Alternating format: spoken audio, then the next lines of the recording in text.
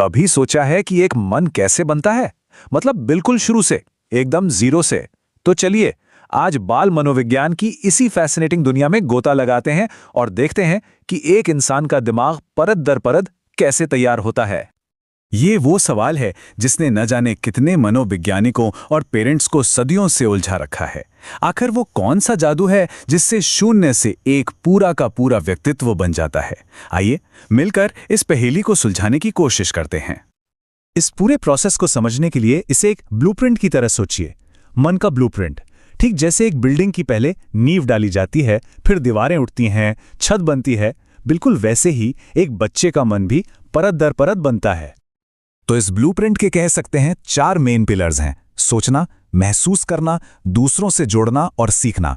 और यही चारों मिलकर उस कमाल की इमारत को बनाते हैं जिसे हम मन कहते हैं। और ये जो पूरा कंस्ट्रक्शन है ना, ये 3 बड़े स्टेजेस में होता है। शैशवावस्था यानी जब नींव रखी जाती है, फिर आता है बचपन जब दीवारें और कमरे शक्ल लेते हैं, और आखिर में किशोरावस्था जब पूरी बनावट को फाइनल टच दिया जाता है। तो चलिए शुरू करते हैं पहले पिलर से। पहला और सबसे जरूरी पिलर है सोचने और बात करने की काबिलियत। यही वो फाउंडेशन है जिस पर हमारी पूरी अंदर की दुनिया टिकी होती है। साइकोलॉजी की भाषा में मन के बनने की इस कमाल की प्रक्रिया को कहते हैं कॉग्निटिव डेवलपमेंट या संज्ञानात्मक विकास। और देखिए, इसका मतलब सिर्फ रटना या जानकारी जमा करना नहीं है। नहीं, इसका असली मतलब है ये सीखना कि उस जानकारी का इस्तेमाल कैसे करना है, सोचना समझना कैसे है और मुश्किलों का हल कैसे निकालना है। और इस डेवलपमेंट को देखने का सबसे अच्छा तरीका है भाषा का सफर। सोचिए जरा, ये सफर शुरू होता है बस कुछ आवाजों और बड़बड़ाने से, फिर अचानक एक दिन पहला शब्द निकलता है, उसके बाद छोटे छोटे वाक्य, और फिर तो देखते ही देखते वही बच्चा गहरी बातें करने लगता है। ये मन के बनने की कहानी में एक बहुत बहुत बड़ा मील का पत्थर है। तो अब ढांचा तो तैयार है, अब बारी है उसे सजाने की। हमारा अगला पिलर है भावनाओं और सोशल स्किल्स का विकास। ये वो चीजें हैं जो उस खाली इमारत में कह सकते हैं जान डाल देती हैं। तो ये इमोशनल डेवलपमेंट आखिर है क्या? इसका मतलब है अपनी फीलिंग्स के नक्शे को समझना। मतलब ये जानना कि गुस्सा क्यों आता है, खुशी में कैसा लगता है, और सबसे जरूरी इन सब पावरफुल इमोशंस को संभालना कैसे है। तो देखिए, शुरुआत होती है बहुत बेसिक इमोशंस से, जैसे खुशी, गुस्सा, डर। लेकिन धीरे धीरे ये सफर एम्पैथी तक पहुंचता है, सहानुभूति। मतलब वो कमाल की एबिलिटी जिससे कोई इंसान दूसरे के दुख दर्द को महसूस करना सीखता है। और जानते हैं ये डेवलपमेंट सबसे साफ कहां दिखता है? बच्चों के खेलने के तरीके में। आपने देखा होगा, छोटे बच्चे अक्सर एक दूसरे के पास तो खेलते हैं पर साथ नहीं, अपनी अपनी धुन में मगन। इसे कहते हैं पैरेलल प्ले।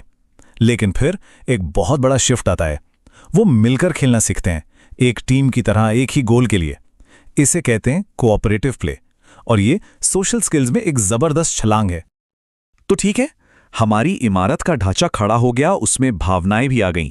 अब बारी है आखिरी और सबसे मजेदार काम की, इसे ज्ञान और जिज्ञासा से सजाने की, ताकि ये रहने के लिए एक जिंदा दिल जगह बन सके। तो सवाल ये है कि बच्चे सीखते कैसे हैं? एक बात तो साफ है, सीखना बस चुपचाप बैठकर सुनने का नाम नहीं है। बच्चे सबसे अच्छा तब सीखते हैं जब वो खुद कुछ कर रहे होते हैं, यानी खेल के जरिए, चीजों को एक्सप्लोर करके, सवाल पूछकर और दूसरों से बातचीत करके। असली सीख किताबों में नहीं, बल्कि दुनिया से सीधे जुड़ने में मिलती है।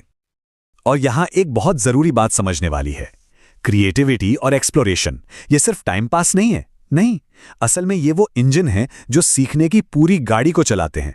एक जिज्ञासु मन हमेशा सीखता रहता है। देखिए, हर बच्चे के बढ़ने की, सीखने की अपनी एक रफ्तार होती है। ये कोई रेस नहीं है कि कौन जल्दी पढ़ना लिखना सीख गया, बिल्कुल नहीं। बल्कि बचपन तो एक छोटी सी खिड़की है, एक मौका है हर बच्चे को अपनी रफ्तार से सीखने और बढ़ने का। तो बस यही है एक मन की कहानी, एक सादे से ब्लूप्रिंट से शुरू होकर एक कॉम्प्लेक्स और यूनिक मास्टरपीस बनने तक की।